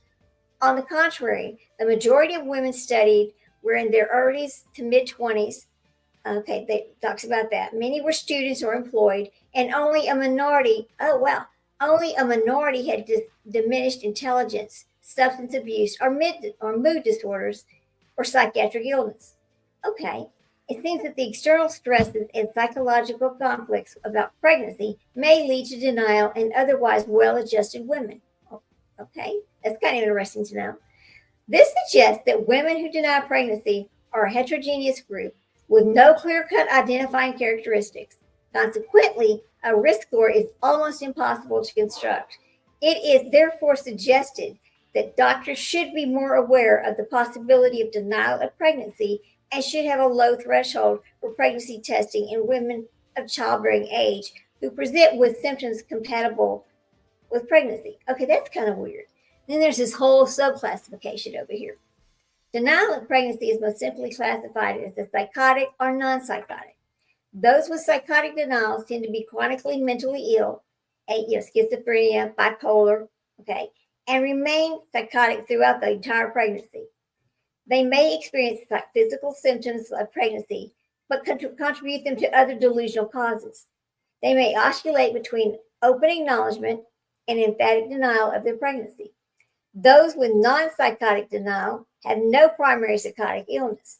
They have otherwise intact reality testing, and that and they often reconstitute after delivery. Now that's weird. That's weird. That's really weird. Okay. Contemporary authors increasingly subclassify the non-psychotic denial of pregnancy as pervasive. Yeah, it is pervasive, right? Effective or persistent. Pervasive denial occurs when not only the emotional significance, but also the very existence of the pregnancy is kept from awareness, like they're trying to hide it, I guess. Effective denial is when the woman is intellectually aware of the pregnancy, but makes little emotional or physical preparations for the birth. Persistent denial occurs when the woman discovers their pregnancy in the 3rd trimester, yet fails to seek any care. Friedman examined the incidence of each subtype and found that 36% had pervasive denial, 11% had persistent denial, and 52% had effective denial. There were no cases of psychotic denial. What? There were no cases of psychotic denial. Isn't that what we exactly were talking about? Okay. There are calls to incorporate denial of pregnancy as a new category in the DSM and the ICD classifications. This would facilitate awareness and research, as well as enabling healthcare or professionals to refer to these women as appropriate psychological or psychiatric help. I think they should. That absolutely should be. The term negated pregnancy is suggested to incorporate both denial and concealment of pregnancy, in which the woman is aware of her pregnancy, but makes efforts to hide it from other people. So negated pregnancy can either be classified as complete type of denial or an incomplete type or concealed. It could be also specified at which stage the pregnancy was eventually accepted. What do you mean they accept it? No, they don't accept it. The ones who actually leave the baby someplace else and don't take it home have never accepted. So that's kind of not really following along. That doesn't make any sense. The consequences, as described, the incidence of denial of pregnancies decreases with the increasing gestation. And it goes back to that 1 in 475 is at 20 weeks and 1 in 2,500.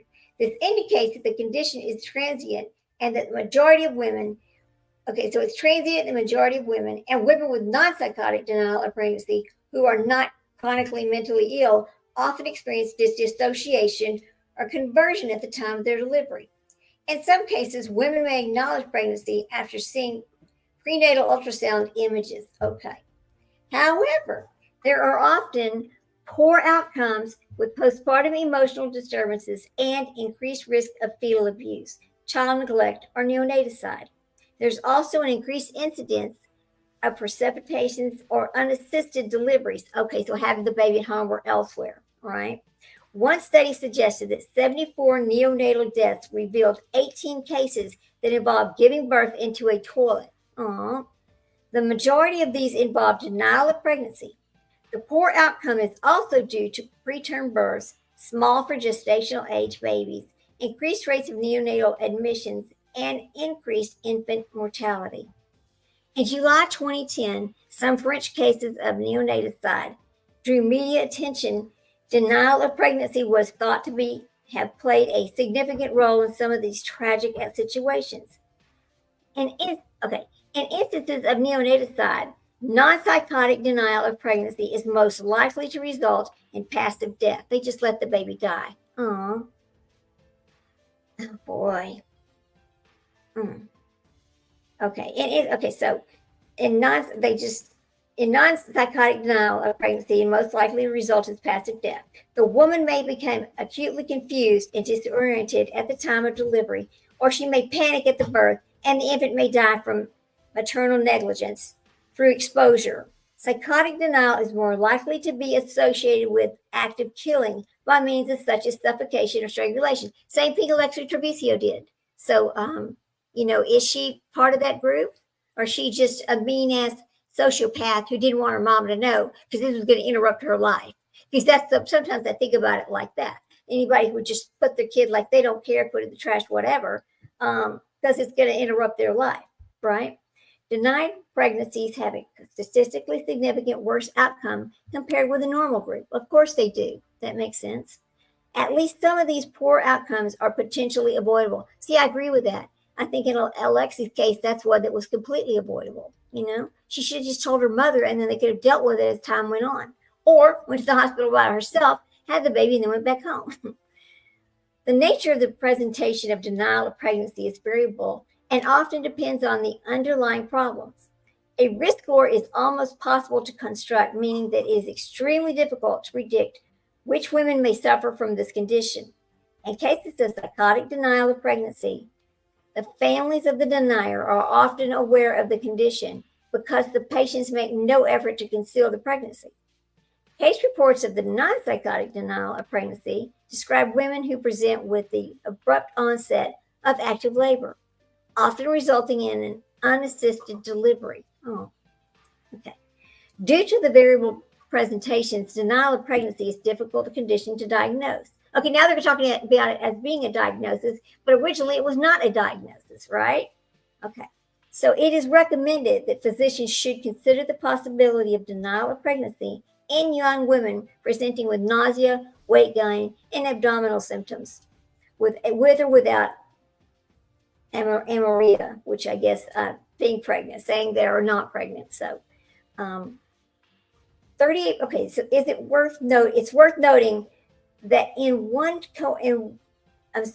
is worth noting that in one cohort, 38% of the group had visited their doctor during their pregnancy without receiving a diagnosis of being pregnant.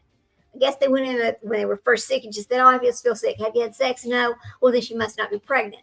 Maybe that's what happened there. I don't know. This rare, the rate of presentation suggests that there are, what the hell? The rate of presentation suggests that there may be scope for increased awareness and early recognition of this condition. This may improve the outcome for these women and their offspring. Okay, the diagnostic criteria. Now they're going to talk about that. Oh, this is funny. Weasel et al. It really says Weasel, guys. Wessel. Based their diagnosis of denial of pregnancy on two criteria: the occurrence of a sudden delivery following nearly or totally absent prenatal care, or the late onset of prenatal care after 20 weeks. They also include women who have no subjective wait a minute.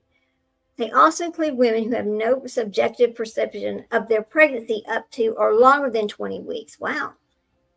You need to go shop in the shower, and I'll talk to you later. I'm just going to finish reading this and just put it out there for whoever wants to listen later, whatever. Good to see you, Sathy. I'm so glad to see you. Take care. Bye, Sathy. Let's see. They also include women who have no subjective perception of their pregnancy up to or longer than 20 weeks gestation. These authors exclude women who do not present for internal care due to other or non-denial relation reasons. Okay, management, how to deal with these people. Due to the potentially catastrophic outcome, it is of prime importance to increase the awareness of the significance and frequency of denial of pregnancy among the medical profession. In order that the condition may be recognized and appropriate treatment is offered. Ideally, treatment should take place in a multidisciplinary setting that integrates psychiatric and obstetrical care. Denial of pregnancy should be a red flag that such women need to be seen and evaluated by a psychiatrist. I agree with that, by a psychiatrist, right? Given the high risk of neonaticide, ideally, referral to a psychiatric service should occur as soon as the denial of the pregnancy is recognized. Treatment may include, the therapy with medications and supportive psychotherapy, including evaluation of the woman's parenting skills and support network. Well, if they're already denying this baby, they're not going to take care of the baby, right? They don't care. Just like Alexi said, the it or the nobody. The nobody fell into the toilet. That's what she said, right? So, wow. Okay, we'll come back over here. Let's talk about that. Any underlying illnesses also require treatment by a psychiatrist. It is important that this referral is made in order to determine the type of help the woman needs, rather than simply undertaking substance abuse screens or reporting the incident to the child services. Women should be seen regularly by members of the obstetric and psychiatric teams in order that a plan can be put in place to support her in both during and after the delivery. It's important to support the mother and acknowledge internal psychological conflict, because there's going to be some, right? In one Welsh cohort, no women with a denied pregnancy were referred to counseling or follow-up. NERML suggests that a regional or national registry should be set up in order to gain more information about these women and to help implement appropriate care. I agree with that. Postnatal care. It's important to remember that not all women with denial of pregnancy will harm their babies. Most will go on to take full responsibility for their children. However, a small portion have the potential for infanticide, where they take the baby's life. While for others, denial of pregnancy may be a sign of an underlying psychiatric condition. It is therefore imperative that all women with denial of pregnancy are assessed with regard to their parenting skills and the undergoing psychiatric consultation. So they need to be seen, right? It is suggested that psychiatric referral is under-requested, with one study indicating a referral rate of less than 10%, with another suggesting that psychiatric referral was never requested. Consideration should be given to the fact that women in those circumstances are unlikely to return for evaluation after their discharge, both because of their antenatal behavior and as their difficulties associated with returning to the hospital in the postnatal period. Or they didn't want the baby to begin with, right? Referral should ideally be made while the woman remains an inpatient. This will allow for the possibility of thorough evaluation as well as indigestion of the treatment for the underlying condition. Subsequent follow-up care can be arranged depending on the woman's individual needs. Of prime importance is the issue of child safety. All NHS staff have a duty to ensure that children are protected from harm. Any concerns should be reported to the social work services at the earliest opportunity. Interagency child protection procedures must be followed, involving social workers, midwives, and health visitors. CPNSs, drug workers, psychiatrists, and obstetricians. Ideally, this would be arranged pre-birth.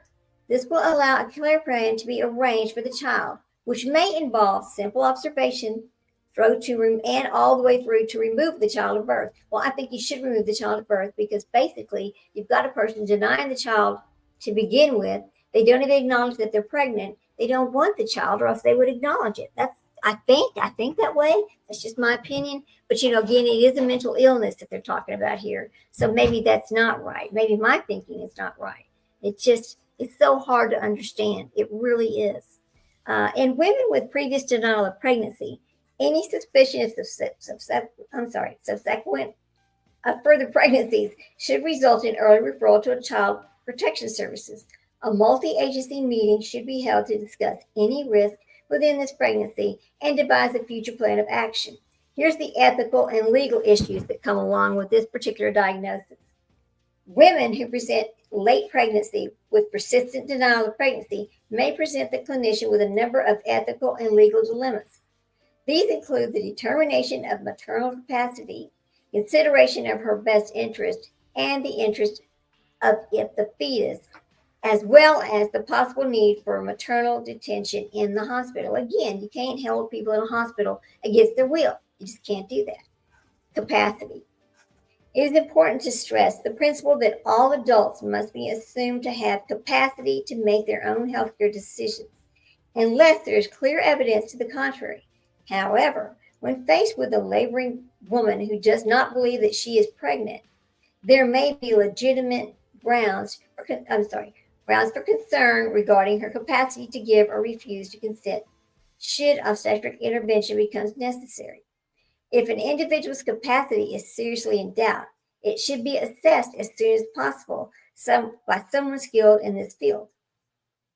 Criteria for the assessment of capacity include the ability to understand the salient information, to retain the information and use the information as part of the process of the decision making. This criteria, along with the ability to communicate the decisions, have been adopted by the 2005 Mental Capacity Act in England and the Adults with Limb Capacity in Scotland in 2000. As being necessary for autonomous decision making. All right. Now, the best interest, mother and fetus. This is important too. When faced with any individual who lacks capacity to make their own healthcare decisions, clinicians should endeavor to act as the individual's best interest. In determining best interest, the Mental Capacity Act requires us to consider the person's past and present wishes and feelings, for their beliefs and values, and any other factors that would likely consider if they were able to do so. Any relevant written statements, such as advance directives, made when they had the capacity and particularly relevant. In Scotland, the Adults with Incapacity Act further states that no intervention should be undertaken unless it will benefit the adult and the proposed benefit cannot readily be achieved without the intervention. Wow, what about the child over here? Come on now. Furthermore, the least restrictive option should be chosen. That's right, because you cannot hold people in a hospital if they don't want to be held there. Okay. In the situation where urgent intervention is required to save the woman's life, okay, the cesarean, that's different because of hemorrhage, whatever. It seems clear that the best interest will be made proceedings with the surgery. However, in this situation where intervention is recommended in the interest of the fetus, okay, the issue of the best interest is less clear. It could be argued that maternal best interests are met by giving birth to a live baby. Equally, it could be argued that the woman's main interest lies in bodily integrity and that the surgery without explicit consent is an assault. Oh my God, no way. You cannot let that happen. Oh my. In such situations, it is recommended that a multidisciplinary team, including the psychiatrist, should be involved. It may also become necessary to involve the courts in the decision-making process. If the woman does have capacity to make her own decisions, then this decision must be respected. The law is quite clear that until the moment of birth, the fetus has no legal personhood and therefore no interest worthy of protection on its own. Oh my gosh, this is terrible. While it may be argued that due to their unique relationship, the mother owes the fetus a certain duty of care, this duty is not legally enforceable. Not legally enforceable. Think about those terms. The The mother's interest in bodily integrity must take precedence over any fetal interest in being born alive and healthy. Therefore, the decision of the competent woman to refuse obstetric intervention must be respected, even if it results in the harm to herself or the fetus. That's just terrible, but I guess it makes sense because, again, what do we always say? Her body, her decision, right? Because they don't consider alive until it comes out of her body, and then it's a live person.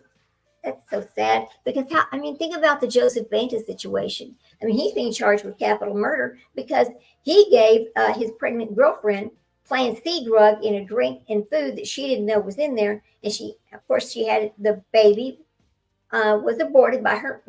Her body aborted the baby just like Plan C works, but it clearly was not her choice. He made the choice, not her. This is such a controversial situation, isn't it? All right. Now, the situation in which the mother's wishes and the fetal interest are opposed has been referred as maternal-fetal conflict. This is an unfortunate term that conjures up images of violence and rivalry. We suggest that it should be avoided where possible. Indeed, it could be argued that the real conflict is in such a situation between the woman and the doctor. This type of situation is best approached with good communication. The doctor can give advice and use effective communication, although never coercion. You can't coerce somebody to aim for the best outcome for both mother and fetus. Provided the doctor does everything within his or her ability and the mother fully understands the situation, then the ultimate responsibility rests with the woman. Good communication and record keeping are essential. Detention in a hospital. Now, they always talk about the detention in a hospital. I'm like, you can't just hold people in a hospital, right? Another issue that may arise is that enforced detention in a hospital. It is imperative to stress that detention under the 1983 Mental Health Act is lawful only for investigation and treatment of psychiatric illness. The act cannot be used to authorize treatment for any other medical or surgical condition. Therefore, while a woman with denial of pregnancy may warrant admission for assessment and treatment of the underlying psychiatric illness, the Mental Health Act cannot be used to authorize treatment for obstetric complications. Here's the summary of all of it. Denial of pregnancy is an important condition that's surprisingly common, with an incidence at 20 weeks gestation of about 1 in 475. Denial of pregnancy persisting until the point of delivery occurs with a frequency similar to that of eclampsia. It poses potentially adverse consequences for both the mother and her offspring. Well, now that just sounds like you're talking about animals. Anyway, this includes psychological distress, unassisted delivery, preterm births, SGA babies, and and where the mother takes the baby's life. So it is almost impossible to predict which women are at risk, as no constant character traits have been observed. Therefore, clinicians must have a high index of suspicion and ensure that pregnancy tests are carried out in any woman of childbearing age who presents with symptoms of pregnancy. There are a number of forms of this illness, including psychotic and non-psychotic variants, of which the psychotic type is vastly less common. Denial of pregnancy should be seen as a red flag that triggers referral for psychiatric assessment and in order that women can be given appropriate help. A national registry may help gain more information and help implement appropriate care. Now, I don't think they should have a national registry. Really, I don't think you should, because that's like saying, oh, if you're mentally ill at all, you need to sign up on a national registry. That should not happen. That's invading your rights. You have a right to be private about your conditions. Not everybody needs to know. I just think that would not be right. No, you can't do that. Can't do that to people. This condition poses challenging legal and ethical issues that require carefully considered multidisciplinary approach. Important consideration include the assessment of maternal capacity to consent to obstetric interventions and careful evaluation of her best interest if she lacks capacity. Any intervention must be carried out in the woman's best interest if she is incompetent to make her own decisions. The decision of a competent woman must be respected, even if it results in fetal demise. Good communications and record keeping are essential. Finally, the Mental Health Act may only be used to detain patients for assessment and treatment of psychiatric conditions and may not be used to authorize any form of obstetric intervention. That is very interesting, isn't it? Wow. There's a whole bunch more about this, but I've been on for almost 2 hours, so I'm going to go ahead and get off of here and say, bye. Good to see everybody. I'll come back with something else more interesting. I was just really out of sorts. I didn't have my live all together today. Whenever I had to deal with this spilt wax, I was like, oh my God, it's on the table that was kind of expensive and it's antique. So I've got to clean it off of there without messing it up. Anyway, that's enough about my problems. Anyway, y'all have a great weekend. Good to see you. I'll probably try to come back on Sunday, maybe after Sunday afternoon with something else. Bye, guys. Have a good evening. Bye. Bye-bye.